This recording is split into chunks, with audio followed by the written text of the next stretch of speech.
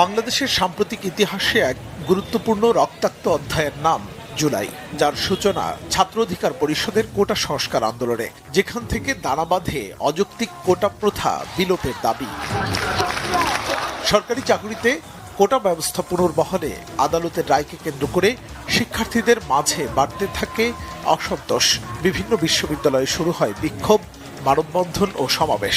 শিক্ষার্থীরা দাবি তোলে কোটা ব্যবস্থার যৌক্তিক সংস্কার এবং মেধাভিত্তিক নিয়োগ নিশ্চিতের। সকল কলেজ ও বিশ্ববিদ্যালয়ে ক্লাস পরীক্ষা বর্জন ও ছাত্র ধর্মঘট পালিত হবে। রাষ্ট্রীয় প্রতিষ্ঠানের উপর অনাস্থার কারণে আন্দোলন হতে থাকে তীব্র থেকে তীব্রতর। এর আগেও জাতীয় সংসদে কোটা বাতিলের ঘোষণা দিয়ে তা বাস্তবায়নে গড়িমসি করে শেখ হাসিনা সরকার। সামাজিক যোগাযোগ মাধ্যমে বাড়তে থাকে সরকারের অনিয়ম, দুর্নীতি আর নানা অসঙ্গতিতে মানুষের ঘৃণা আর ক্ষোভ। কোটা সংস্কারের 4 দফা দাবিতে বৈষম্য বিরোধী ছাত্র আন্দোলনের ব্যানারে শুরু হয় শিক্ষার্থীদের লাগাতার কর্মসূচি। 2 থেকে 6 জুলাই দেশে ছড়িয়ে পড়ে দ্রোহের আগুন। আসে বাংলা ব্লকেডের মতো কর্মসূচি। ওই কর্মসূচিতে শিক্ষার্থীদের উপর হামলা করে ছাত্রলীগ ও পুলিশের পেটোয়া বাহিনী। আন্দোলনরত শিক্ষার্থীরা রাষ্ট্রপতি বরাবর স্মারকলিপি দেয় 14 জুলাই।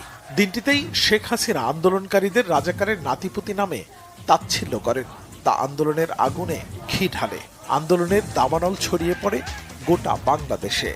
মুক্তিযুদ্ধের সন্তান নাতিপুতিরা কেউ মেধাবী না, যত রাজাকারের বাচ্চারা নাতিপুতি হলো মেধাবী, তাই না?